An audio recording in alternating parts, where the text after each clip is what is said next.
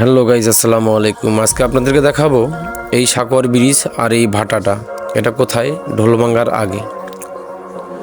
তো আপনি দেখতে পাচ্ছেন এই সাকর ব্রিজটি অনেক অনেক সুন্দর। আর এই ব্রিজটি নতুন করেছে। আগে এই ব্রিজটি ছিল স্টিলের ব্রিজ, তার নাম ছিল সাকোয়া ব্রিজ। এই ব্রিজটি অনেক সুন্দর, দুই পাশে আছে দুটি ভাটা। আর এই ব্রিজের নিচ দিয়ে গিয়েছে এক সুন্দর এক নদী। এই নদীটি কেমন লাগলো আপনাদের, চলুন দেখা যাক।